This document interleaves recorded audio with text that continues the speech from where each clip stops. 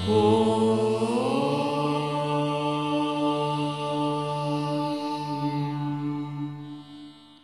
गुरोरधिकं न गुरोरधिकं न गुरोरधिकं न गुरोरधिकं शिवशासनतः शिवशासनतः शिवशासनतः शिवशासनतः। गुरुर्ब्रह्मा गुरुर्विष्णुः गुरुर्देवो महेश्वरः गुरुसाक्षात् परब्रह्मा तस्मै श्री गुरवे नमः।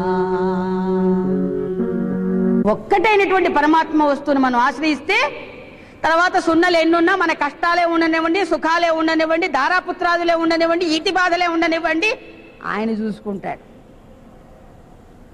ఆయనకేం లెక్క కాదు ఇవన్నీ.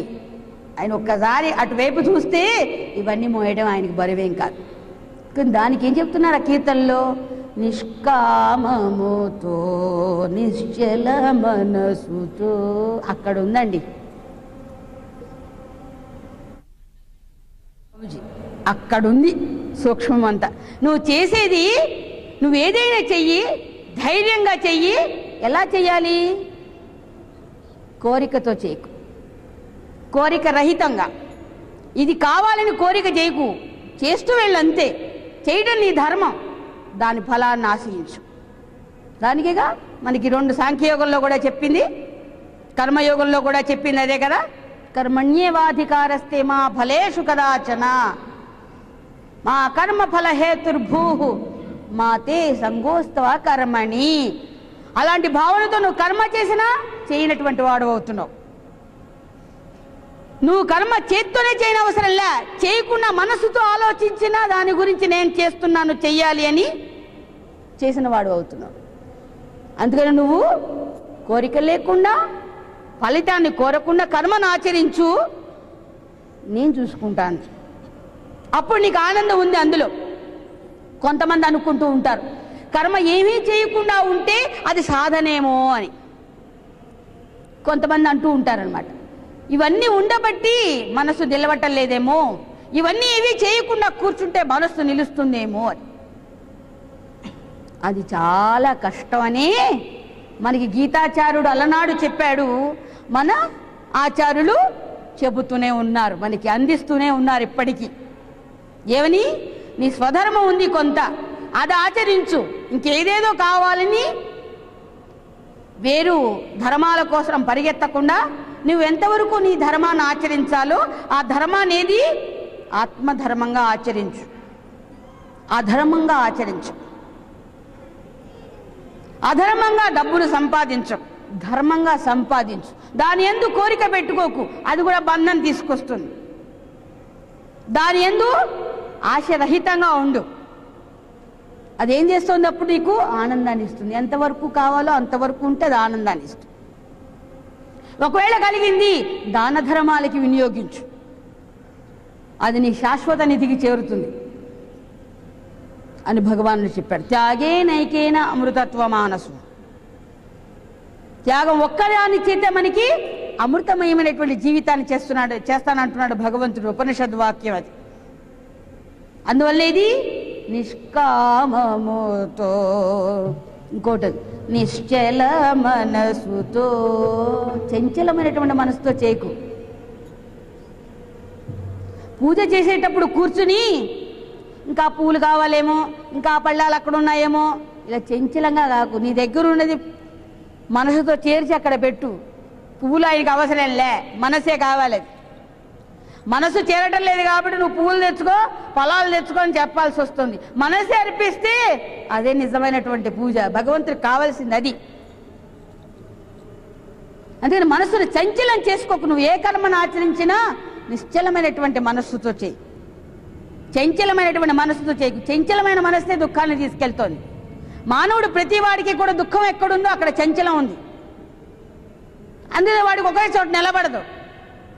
ఇది కాదు అది అనుకుంటాడు, అది కాదు ఇంకొకటి అనుకుంటా, ఇంకొకటి కాదు ఇంకొకటి అనుకుంటూ ఉంటాడు. అక్కడి నుంచి మధ్యలో అనుమానాలు ఏర్పడుతూ ఉంటాయి, సందేహాలు ఏర్పడుతూ ఉంటాయి.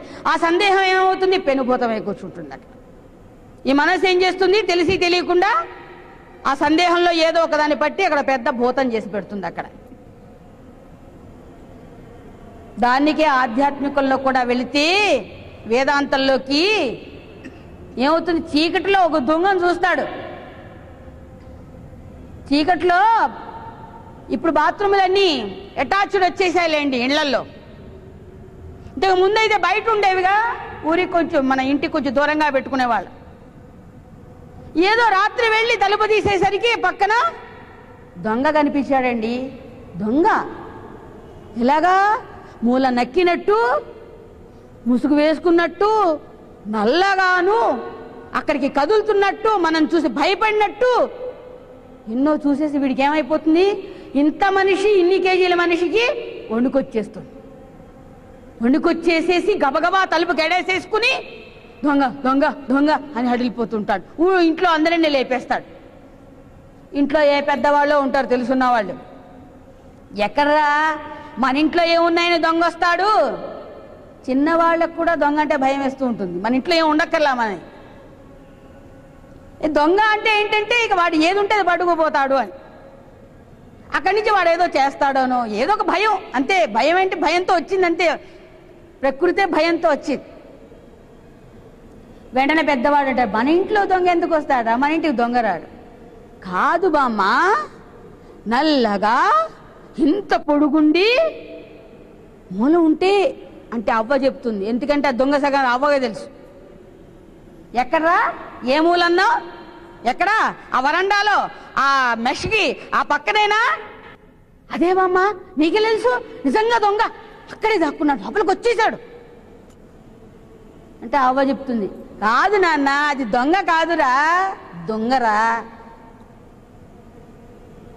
అది దొంగ, అక్కడ ఉంది దొంగరా, దొంగ కాదు అని. అంటే వింటాడా ఈ భయస్థుడు? ఎందుకని? ఆకారం కనిపించింది, కదలిక కనిపించింది, శ్వాస వినిపించింది. ఇవన్నీ వినిపించాయేమో నమ్మడు. ఇప్పుడు వెంటనే అవ్వేం చేస్తుంది? రారా వెళ్దాం పద అని ఒక లైట్ పట్టుకుని తీసుకువెళ్ళి, కాదురా నేనున్నాను కదా, దొంగ ఏం చేయడరా, వాడు కదిలి ఎక్కడికి పారిపోయి కూడా ఉండడు, నేను చూపిస్తాను రా. ముందరేంటి ఆ అన్నవాడితో ఈ పెద్దావిడ కూడా జతగూడి, అవునరా పోన్లే చూపిస్తారా, వెళ్ళిపోలే నేనున్నాను కదా అని ధైర్యం చెప్పి తీసుకువెళ్ళి లైట్ వేసి చూపిస్తే ఏమవుతోంది? అక్కడ దొంగే. హవా నిజంగా నేను దొంగ అనుకుని ఎంత భయపడ్డానో, ఎంత చెమట్లు పోసేసినయ్యో అని ఇంకేమంటాడు? ఆ భయం ఇప్పుడు కూడా ఇంకా వణుకుతూనే ఉంటాడు. వాడు వణుకు తగ్గదు. ఎందుకని? ఏమీ లేనటువంటి దాన్ని ఉన్నట్టుగా భావన అనేటువంటిది ఏం చేసింది? మనుషుల బీపీని కూడా పెంచుతుంది. అవ్వ చెప్పిన తర్వాత దొంగే అని తెలుసుకున్న తర్వాత కూడా ఇంకా పాత లక్షణాలు ఇంకా కొంచెం కనిపిస్తూనే ఉంటాయి. కానీ ఏమైంది? ఉన్న సత్యాన్ని గుర్తించాడు. అదేవిధంగా సత్యం తెలుసుకోకపోవటం చేత ఈ సందేహం అనేటువంటి దాని చేత ఏం చేస్తున్నాడు? మానవుడు పాడైపోతున్నాడు, దుఃఖాన్ని పొందుతున్నాడు. అందువల్ల అటువంటి దుఃఖాన్ని రహితం చేసేటువంటిది ఏది? దామోదరుని నామస్మరణ. భగవంతుని యొక్క నామస్మరణ మనం చేయగలిగేది. ఈ కలికాలంలో భగవన్నామస్మరణ ద్వారా మనం తరించవచ్చు. ఆ భగవన్నామస్మరణ ద్వారా తరించవచ్చు అన్నారు. కానీ అక్కడ సూక్ష్మాలు మనకి ఇచ్చారు. రామ రామ రామ రామ రామ రామ అని జపమాల తిప్పుతూ విషయ స్మరణతో ఉంటే భగవన్నామ స్మరణ కాదు అని. అక్కడ శృతి పెంచొచ్చు, లయ పెంచొచ్చు, స్పీడ్ పెంచొచ్చు. ఇక్కడ నక్షత్రమాల ఏది? అష్టోత్తర శతనామాలతో 108 గుళ్ళతో కూడినటువంటి రుద్రాక్షమాల తిరిగిపోతూ ఉండొచ్చు. కానీ వీడు మనస్సు విషయాకారాన్ని పొంది ఉంటే ఏమవుతుంది? భగవంతుడు ఏమిస్తాడు? విషయాదులనే ఇస్తాడు. మరి నువ్వు కోరుకుంటున్నావుగా. కానీ విషయాదులు ఏం చేస్తున్నాయి? మరి అవి దుఃఖాన్ని ఇస్తున్నాయి. మరి తప్పట్లే. మనం అనుకోగానే దొరికితే సుఖం, అది ఎక్కువైతే దుఃఖం. ఎక్కువైనా దుఃఖమే, అసలు దొరకకపోయినా దుఃఖమే. పోనీ ఒకవేళ దొరికినా కూడా మనకి అనుకున్నంత దొరకకపోయినా దుఃఖమే.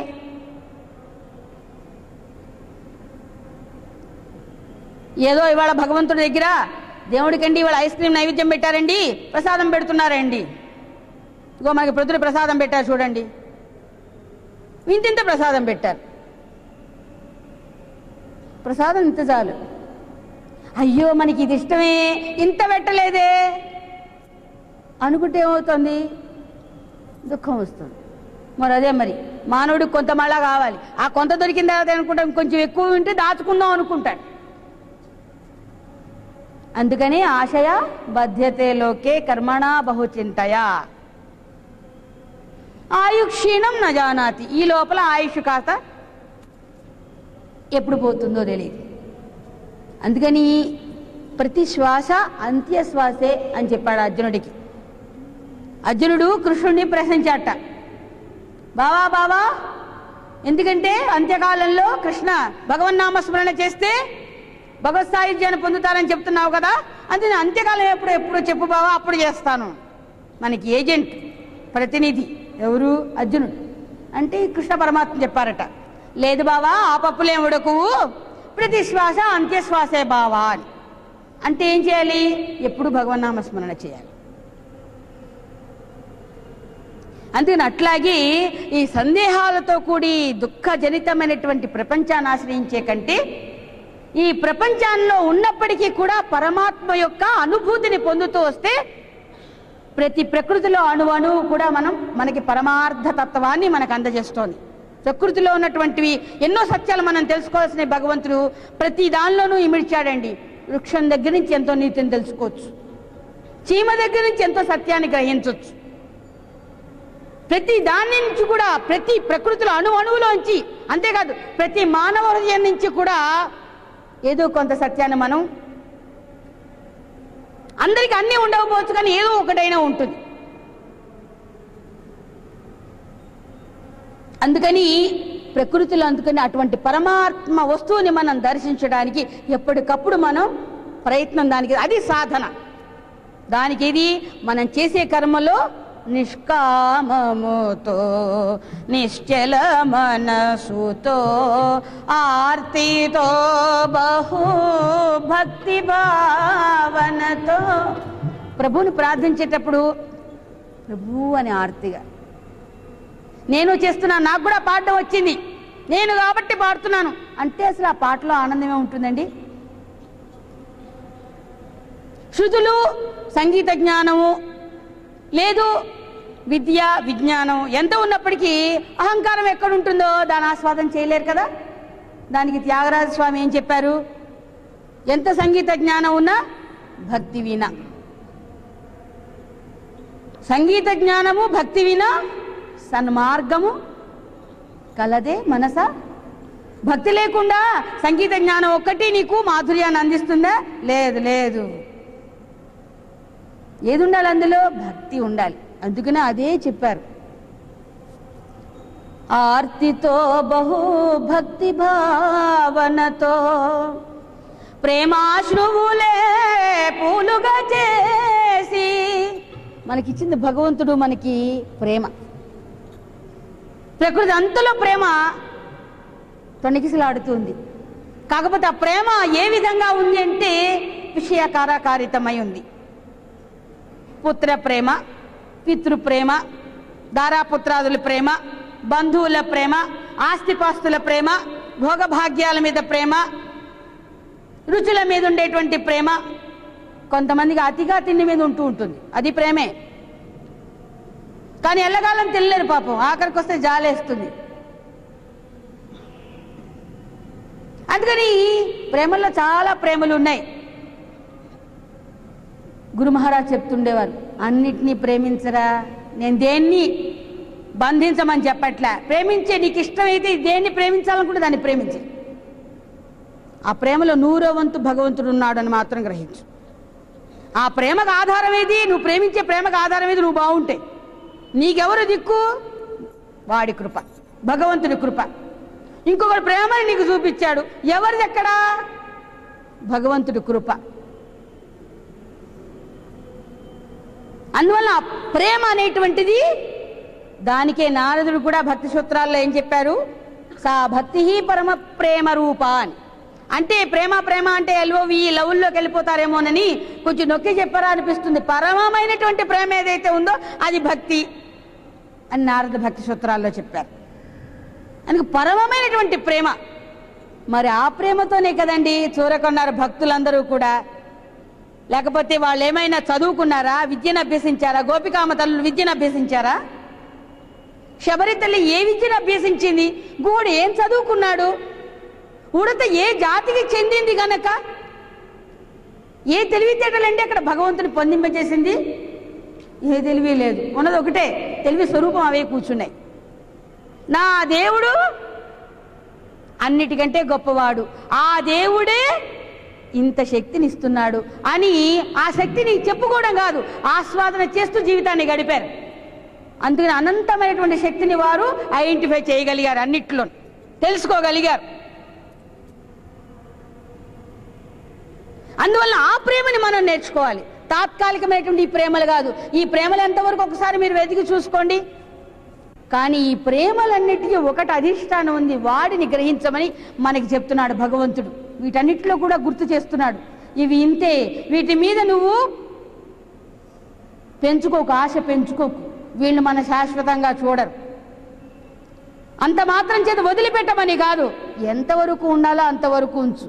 ఎందుకంటే నువ్వు ప్రేమను ఎక్కువ పెంచుకుంటే వాళ్ళు నేను చెప్పినట్టుగా నడవటం లేదని నువ్వు ఏడుస్తున్నావు ఈరోజు. అలా పెంచుకోవడం ఎందుకు, ఇలా ఏడవడం ఎందుకు? నీ జీవితం ఏదో నువ్వు చూసుకో. అంతే, నా ప్రేమల్లో 100వ వంతు ప్రేమ భగవంతుని ప్రేమించు. అదే చెప్తున్నారు ఇక్కడ. ఆర్తితో బహుభక్తి భావనతో ప్రేమాశ్రువులే పూలుగా చేసి ప్రభు శ్రీ శంకరు పూజ సలుపుమా. సాధకుడికి శంకర యొక్క శివుని యొక్క అవతారం చాలా కావాల్సి వస్తుంది. ఎందుకంటే నిరాడంబరుడు, అభిషేక ప్రియుడు, ఎప్పుడూ ధ్యానంలోనే ఉంటాడు. ఇవన్నీ ఉంది చూశారు శివుని చరిత్ర. సాధకుడికి అలాగా అమరుచుకుంటే చాలా సాధనకి గమ్యస్థానాన్ని చేరడానికి చాలా బాగుంటుంది అని అనుకుంటూ ఉండేదాన్ని చిన్నప్పటి నుంచి. ఇప్పటికి కూడా అదే, ఎప్పటికీ కూడా అదే.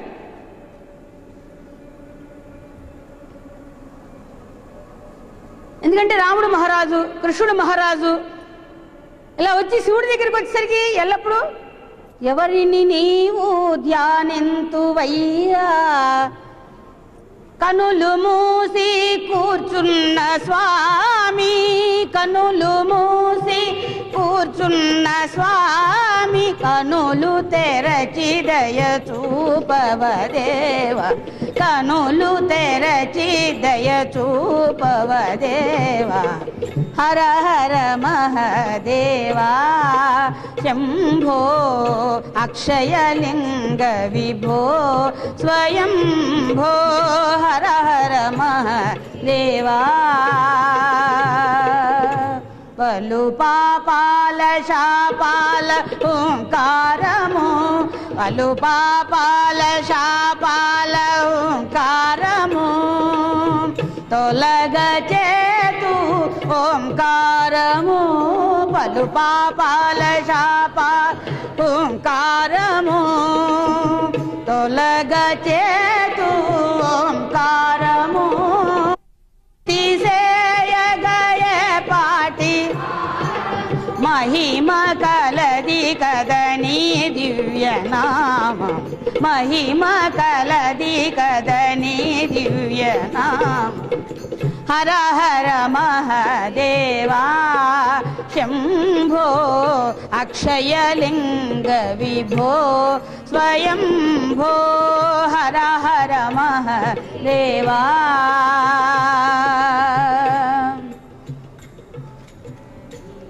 ఏడు జగములు నిన్ను పూజింపాయి, ఏడు జగములు నిన్ను పూజింపా, ఎవరిని నీవు ధ్యానితువయ్యా, కనులు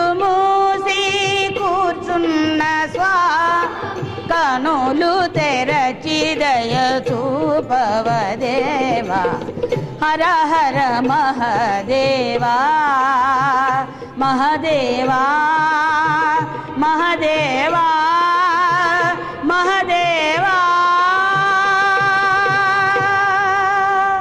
హర నమః పార్వతీపతయే. కదండి, కొంచెం తేలిగ్గా ఉంటుంది అనిపిస్తుంది శివుని చూస్తుంటే. ఎందుకంటే ఇందులోనే ఉన్నాను కృష్ణుడు అని చెప్పారు, అందరూ చెప్పింది అదే. కొంచెం తేలిగ్గా సాధకుడికి అంటే అంతా ఆయనలాగా కనీసం మరల్చుకున్నా మనం ఏంటి గమస్యానం జరుగుతాం, మార్చుకోవాలి కదా. కామాత్ క్రోధోభిజాయతే క్రోధాత్ భవతి సమ్మోహ సమ్మోహాత్ స్మృతిభ్రంశ స్మృతిభ్రంశాత్ బుద్ధినాశ బుద్ధినాశాత్ ప్రణశ్యతి. ఒకటి తప్పితే ఒకటి, ఒకటి తప్పితే ఒకటి, ఒకటి తప్పితే ఒకటి, ఏదో ఒకటి గబుక్కుని ఎప్పుడు మింగేస్తుందో తెలియదు. 6 తలల పాములాగా పొంచి పొంచి చూస్తోంది ఈ గుణాలన్నీ కూడా. అందుకని ఏం చేయాలి అంటే ఈ మృగాలన్నిటినీ కూడా గురు మహారాజ్ చెప్పారు. ఏమని? అగ్ని రగిల్చాలి. మృగాలతో కూడినటువంటి గాఢమైనటువంటి అడవి ఉందనుకోండి, అడవికి ఏం చేయాలి? ఆ మృగాలన్నిటి ఒక్కొక్కటిని కొడుతుంటే, ఇటు పక్క నుంచి పెద్ద పుల్లు కొడుతుంటే మరొక వైపు నుంచి చిడతపులు వస్తుంది, చిడతపుల్ని కొడుతుంటే ఎలుగుబంటు వస్తుంది, ఎలుగుబంటును కొడుతుంటే ఇంకోటి ఏదో వచ్చి మీద పడుతుంది. మొన్న ఎవరో అంటున్నారు, ఫారెస్ట్ ఆఫీసర్ గారు ఎవరు, మనం పెద్ద పుల్లు అంటే చాలా భయం అనుకుంటుంటాం, ఆయన చెప్పారు ఎలుగుబంటు చాలా భయం అండి. పెద్ద పులి మీద పడితే చంపేసి వదిలేస్తుంది, ఎలుగుబంటు అలాగట కళ్ళు చెవులు ముక్కులన్నీ పీకేసి మన వదిలేసి వెళ్ళిపోతుంది పడిపోయేదాకా చేసి. అందుకని ఎలుగుబంటు అంటే చాలా అని ఒక ఫారెస్ట్ ఆఫీసర్ గారు చెప్తున్నారు. అమ్మో, ఈ గుణాల్లో కూడా అంతంత బలవత్తరమైనటువంటి ఉంటాయన్నమాట. కానీ భగవన్నామం ఉన్న చోట జాగ్రత్త అవసరంలే. ప్రమాధినామ సంవత్సరం వీరబ్రహ్మేంద్ర స్వామి వారు కూడా చెప్పారు కాలజ్ఞానంలో, ఏమని చాలా భయంకరమైనటువంటివి ఈ సంవత్సరాలని. గురు మహారాజ్ దాని గురించి ఎన్నో యాగాలు చేయించింది కూడా. ముందు కాలజ్ఞానం చెప్పి ముందు ముందు మీకు వచ్చేటువంటి సంవత్సరాల్లో ఉన్నాయి 8 సంవత్సరాలు 9 సంవత్సరాలు 10 సంవత్సరాల తర్వాత యాగం చేసినప్పటికీ ముందు ముందు రాను రాను చాలా బాధలు వింటూ ఉంటారు, చూస్తూ ఉంటారు. భక్తుడైనటువంటి వాడు చూస్తూ ఉంటాడు, వింటూ ఉంటాడు, కానీ బాధపడాడు. వీరబ్రహ్మేంద్ర స్వామి వారు కూడా అలాగే చెప్పారు కాలజ్ఞానంలో. ఎవరైతే భక్తుడై ఉన్నాడో వారికి బాధ లేదు. చెప్పుకునేటువంటి అయ్యలు అమ్మలక్కలు ఉన్నారనుకోండి, వారికి చాలా బాధ అని చెప్పారండి వారు. కాలజ్ఞానంలో రాసి ఉంది, చూసుకోండి కావాలంటే.